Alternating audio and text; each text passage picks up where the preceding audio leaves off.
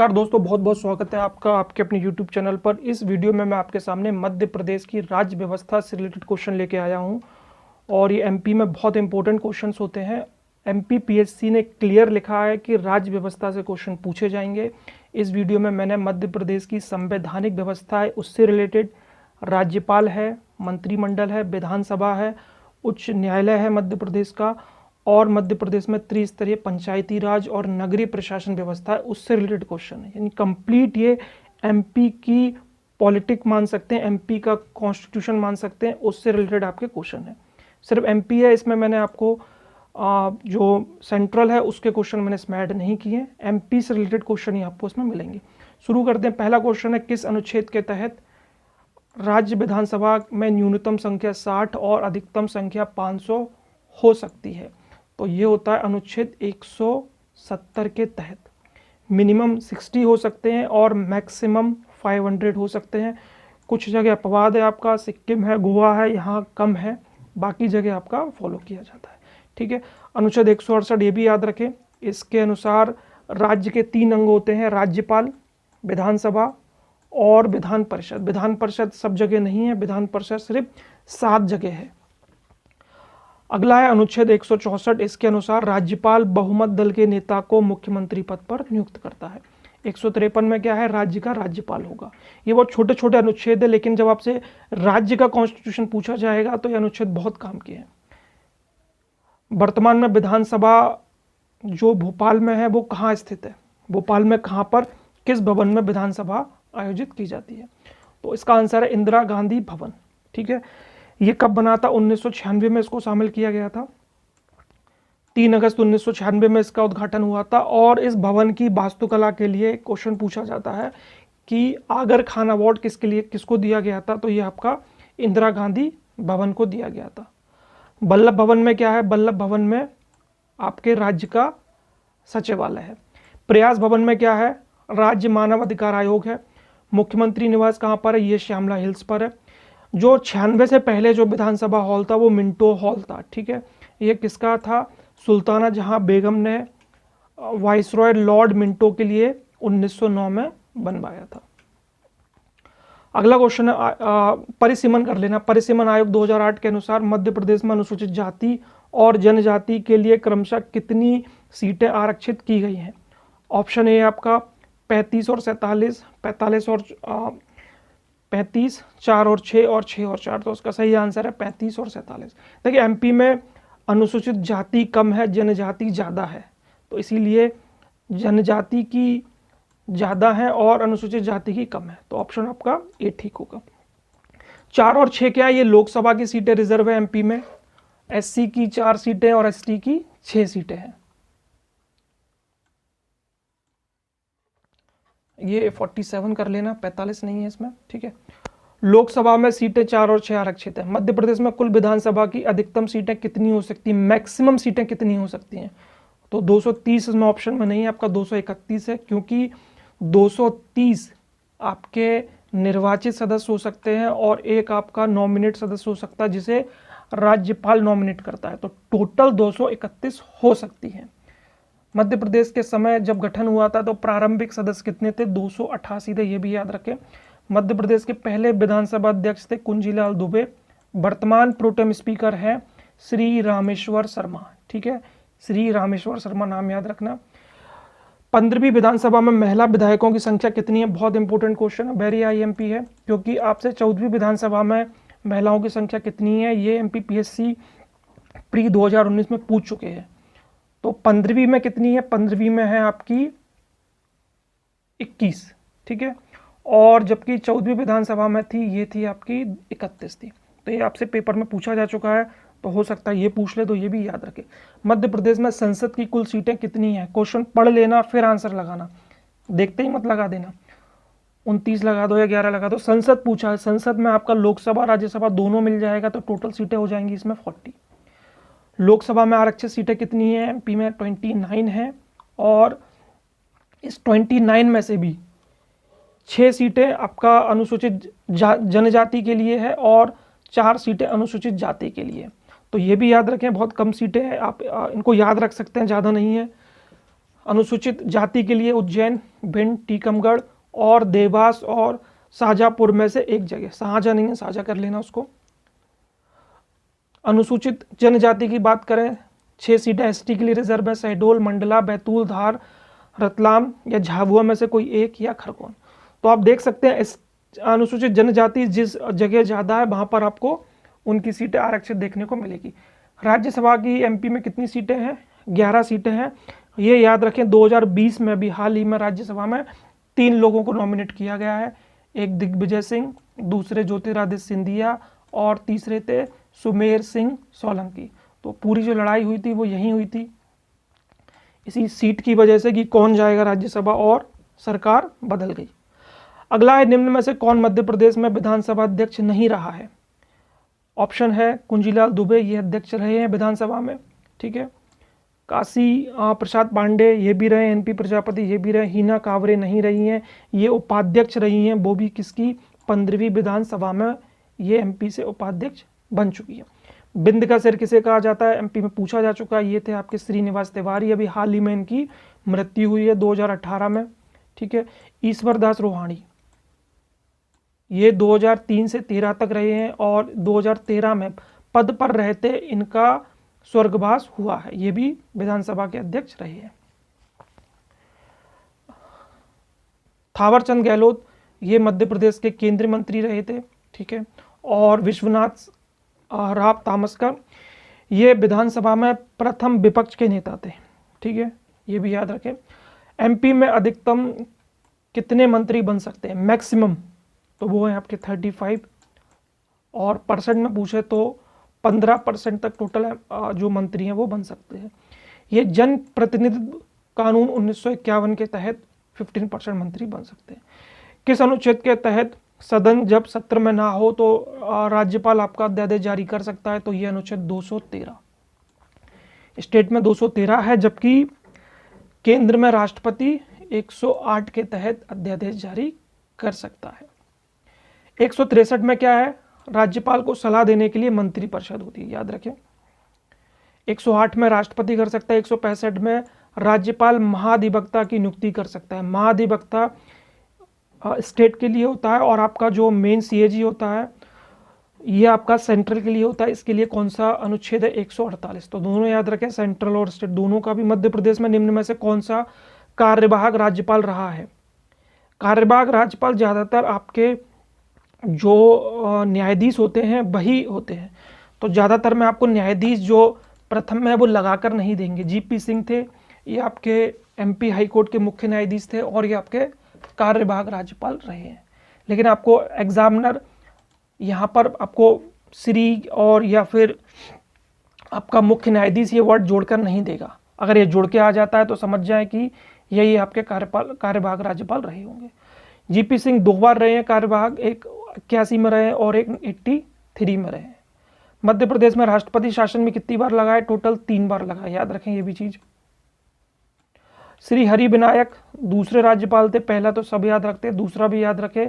आनंदीबेन पटेल 2 बार राज्यपाल रही हैं और ये गुजरात की सीएम भी रही हैं। वर्तमान में इनके पास में अतिरिक्त प्रभार राज्यपाल है। याद रखें कि कार्यवाहक अलग होता है, ये अपना कार्य करते हैं और चले जाते हैं, अतिरिक्त प्रभार अलग होता है, ठीक है। इसमें वो एडिशनल राज्यपाल होते हैं और लंबे समय तक भी बने रह सकते हैं। भाई महावीर 1998 में थे एमपी के राज्यपाल। एमपी की पहली महिला राज्यपाल पूछ सकते हैं कौन थी? सरला ग्रेवाल थी। मध्य प्रदेश में 11वीं राज्यपाल जो उत्तर प्रदेश के मुख्यमंत्री भी रहे हैं और उनकी पद पर रहते मृत्यु हुई थी, ये थे आपके राम प्रकाश गुप्त। इनकी पद पर रहते मृत्यु हुई थी, ठीक है। और राम नरेश यादव ये यूपी के मुख्यमंत्री भी रहे हैं और 2011 से 2016 तक एमपी के राज्यपाल भी रहे हैं। लालजी टंडन अभी इनकी हाल ही में डेथ हुई है, ये 2019 से 2020 तक एमपी के राज्यपाल रहे हैं और शायद कोरोना से इनकी अभी डेथ 2020 में हुई है। रामेश्वर ठाकुर ये सीए थे और एमपी के राज्यपाल भी रहे हैं। सर्वाधिक बार एमपी का मुख्यमंत्री कौन है? आपको पता होगा, ये हैं आपके शिवराज सिंह चौहान। मध्य प्रदेश में सर्वाधिक समय तक मुख्यमंत्री बनने का भी रिकॉर्ड इन्हीं के पास है। 2013 से 2018, फिर 2020 में फिर मुख्यमंत्री बने। इनके पहले कमलनाथ थे जो 1 से 1.5 साल के लिए आसपास रहे थे।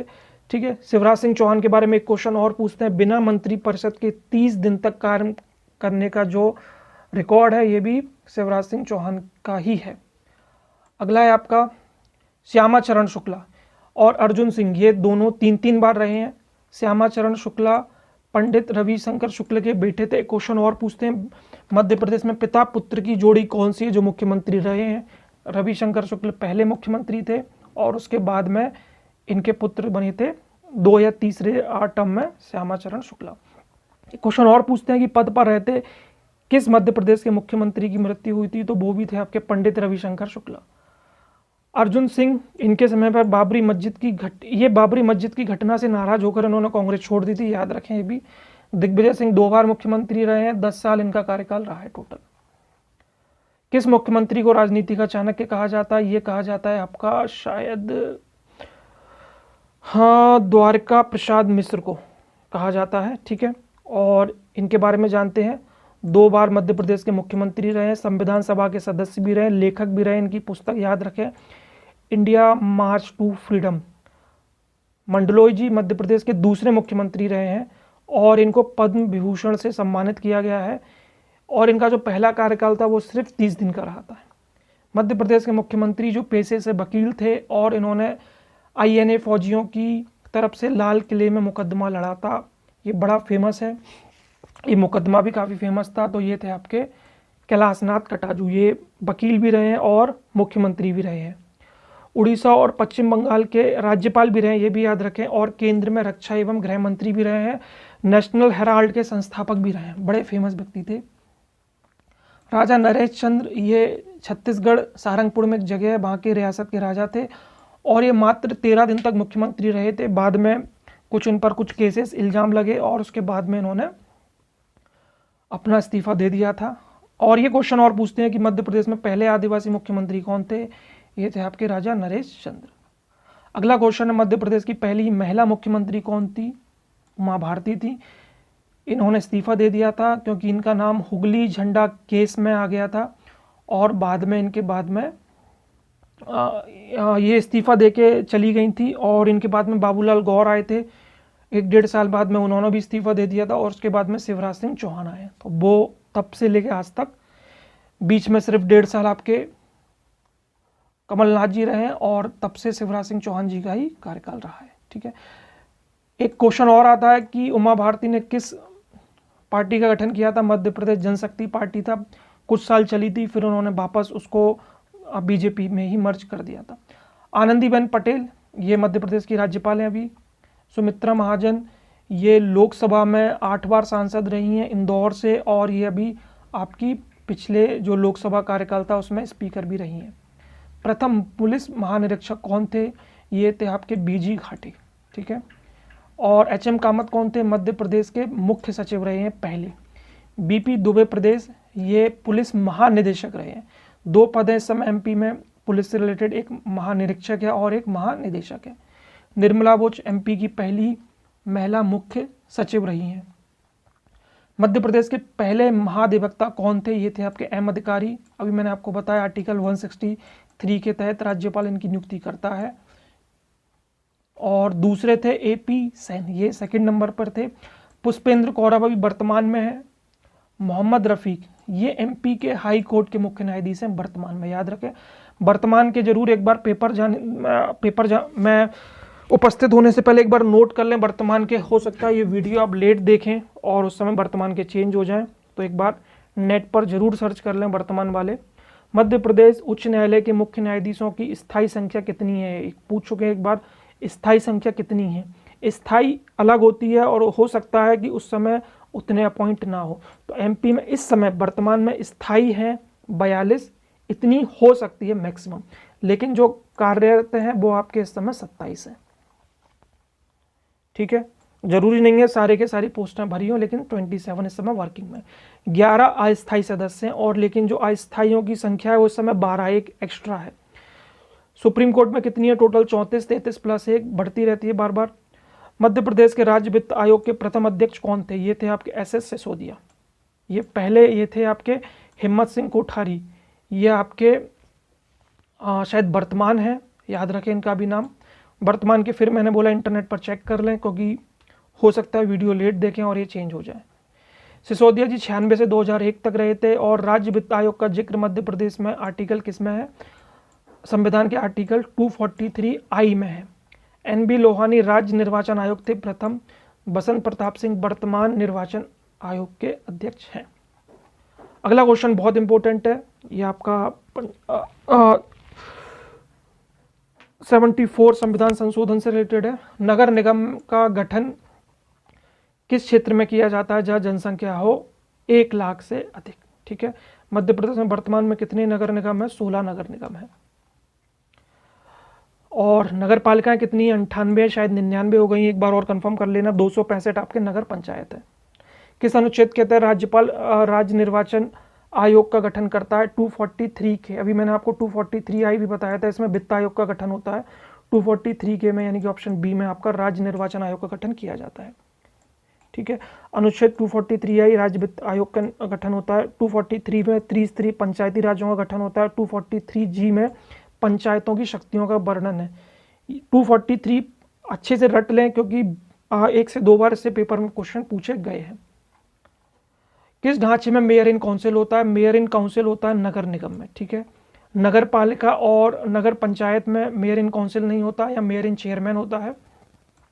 नगर निगम की बात करें, इसमें कुल सदस्य 11 होते हैं, 1 अध्यक्ष और 10 दूसरे सदस्य।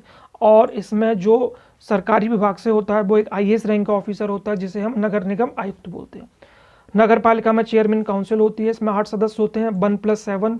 और इसका जो मुख्य अधिकारी होता है CMO होता है, ये आपका MPPSC से ही चुना जाता है। नगर पंचायत का चेयरमैन, इसमें भी चेयरमैन काउंसिल होता है, कौन लग गया, चेयरमैन इन काउंसिल होता है, इसमें 6 सदस्य होते हैं 1+5। और इसका मुख्य अधिकारी भी CMO ही होता है। वीडियो में मैंने कोशिश की है कि जो इंपॉर्टेंट क्वेश्चन है वही शामिल किए जाएं जो आपके पेपर में पूछ सकते हैं। MPPSC हो, MP पुलिस हो, BHAPM के कोई भी एग्जाम हो, इसके बाहर आपका क्वेश्चन नहीं जाएगा। वीडियो पसंद आया तो लाइक करें, शेयर करें, सब्सक्राइब करें और बेल आइकन के बटन को जरूर दबाएं। मिलता हूं बहुत जल्दी अगली वीडियो में, तब तक के लिए जय हिंद, जय भारत।